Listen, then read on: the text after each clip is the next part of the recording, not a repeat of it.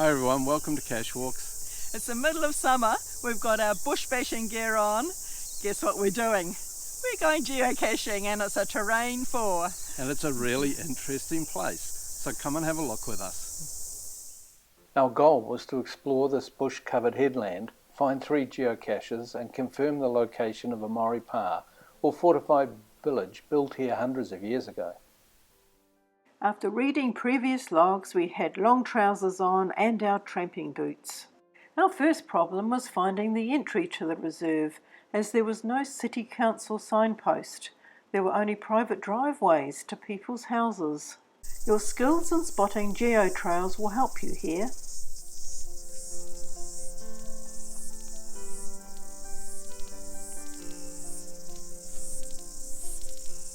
Keep a lookout for the power pole mentioned in the description. It marks the entry point. We made our way along the fence line, not at all sure we weren't on private property.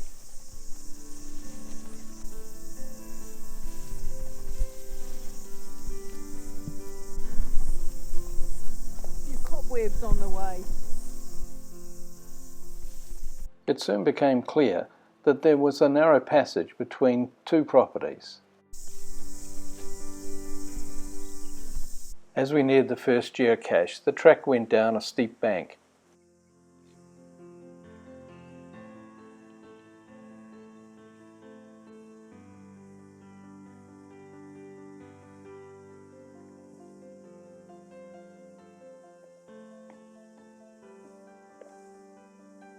Okay, sign the log. Got a bit of swag in here. Sweet. Little car. Put our path tag in. GeoRick.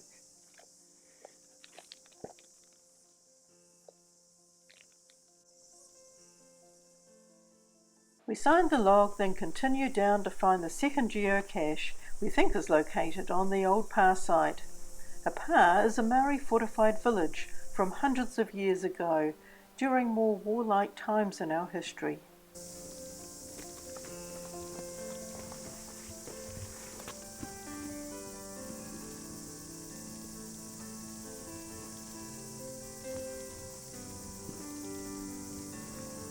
We had a diagram of what remains of the pa from Auckland War Memorial Museum and the New Zealand Archaeological Association.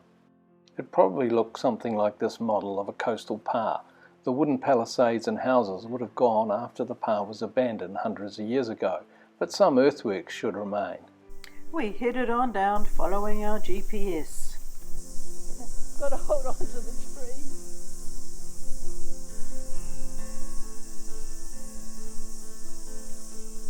We came across a line of very old pine trees which pointed the way as the track disappeared here, and the only way forward was to follow the GPS, picking our way carefully through. Bush lawyer with its fine spines slowed us down a little. We finally climbed a small knoll with a view to the water and the suburb of Beach Haven way below us. Yippee! We found it. Oh, good. Okay, open it up. Sign the log. There's a bit of swag here. Got a bookmark or a drawing thing for the kids. Quite pretty. Everything the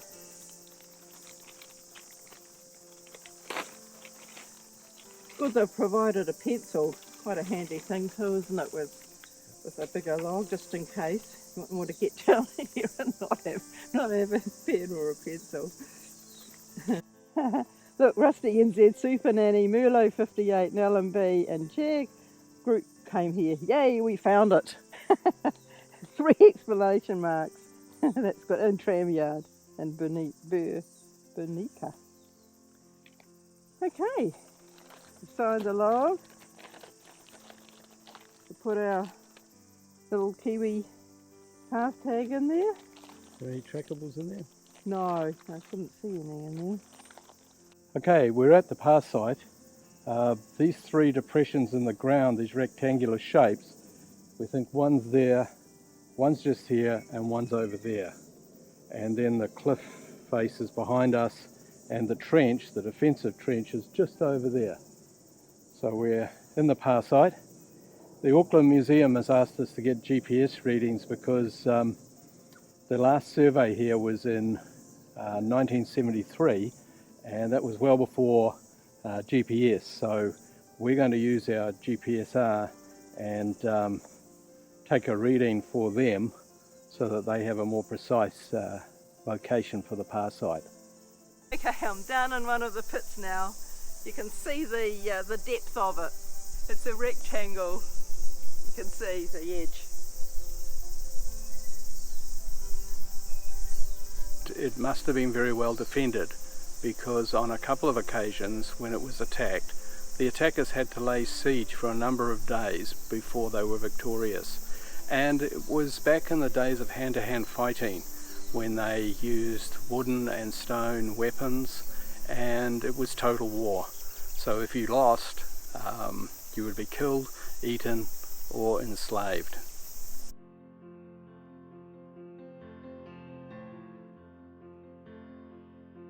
Here are examples of mire and other clubs used by Maori in hand-to-hand fighting.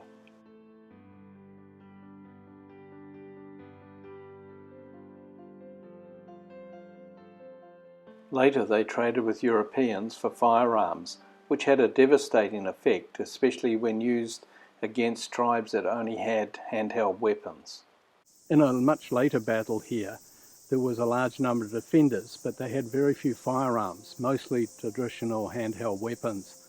They were attacked by a very well-armed war party of Ngāpuhi from the north, and again the pa was taken.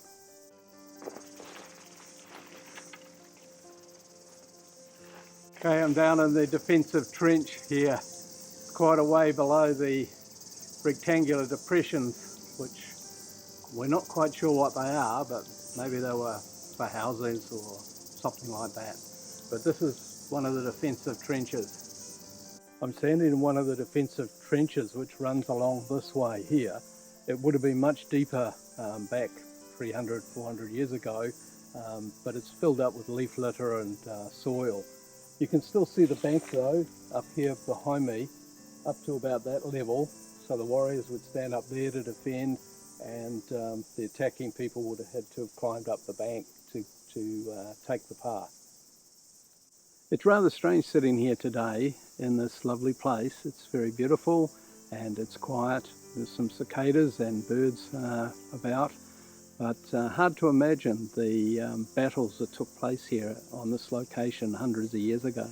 With the par site confirmed and the GPS coordinates recorded, we headed off to find the final geocache with a terrain difficulty of 4.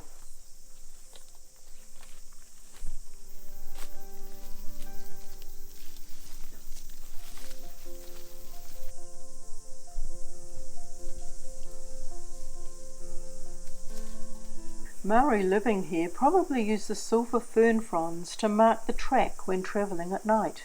The track is narrow here, but reasonably easy to follow.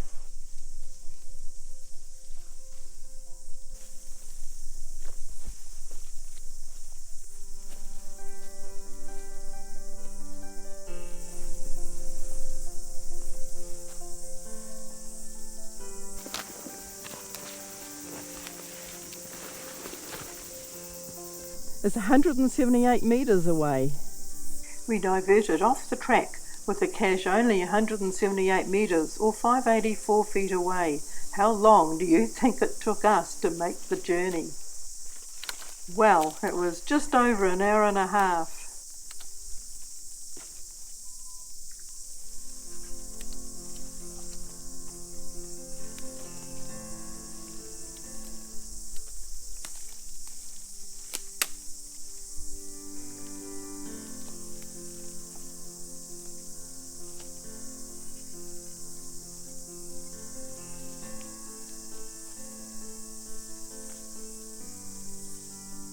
After travelling a while, we stopped to check the distance. We had travelled only 45 metres.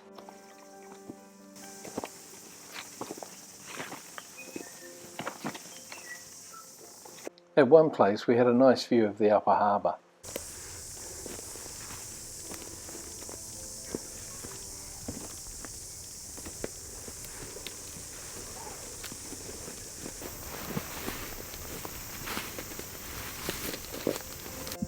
Can't find an easier way. Maybe down over there or through here, but it drops pretty far down, and there's also a lot of toi, you know, cutty grass to get through. So I'm not sure whether we should go down there, which is steeper, or brave the toi and go that way.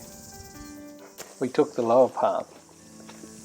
There were some big obstacles. Here we had to put our cameras away as we needed our hands completely free. Then more bush lawyer.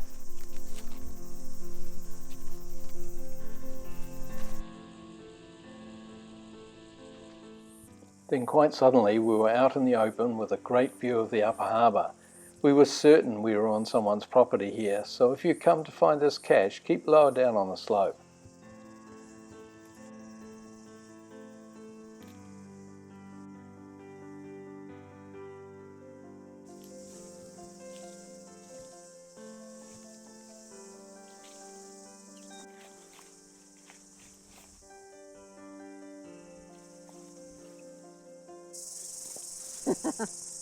Found it. Excellent. Yay! Whoa! Oh, look at that! That's cool. There's some nice swag in here. Look. Pirate. Feel a bit like a pirate at the moment. Goodness, adventurer. Look at that. And pencil sharpener and other things there. And we've got a little path tag we can put in. And a couple of painted rocks that we did. Little kiwi and a pukeko. We've taken up the geovlogger Neil Moore's challenge to put in more handcrafted swag and less of the McDonald's type plastic toys. A link to his challenge is at the end of this video. Quite a few people have found it. That's good. L&B and Kiwi couple, 8 and 29. Few people we know. Yeah, it's good, isn't it?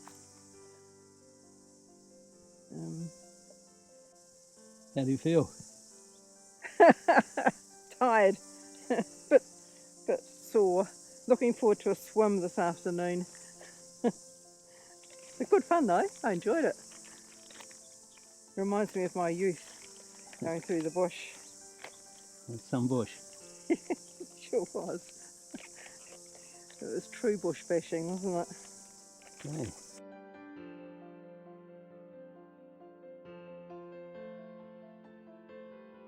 We spent some time here looking down at the craft brewery, cafes and farmers market at Hobsonville, far below us.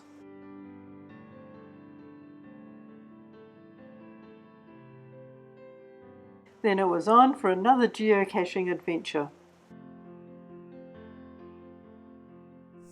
Well, that was great fun. It was tough going, but we got the geocache. That brings us to the end of our cache walk. Thanks for watching. And don't forget to go geocaching.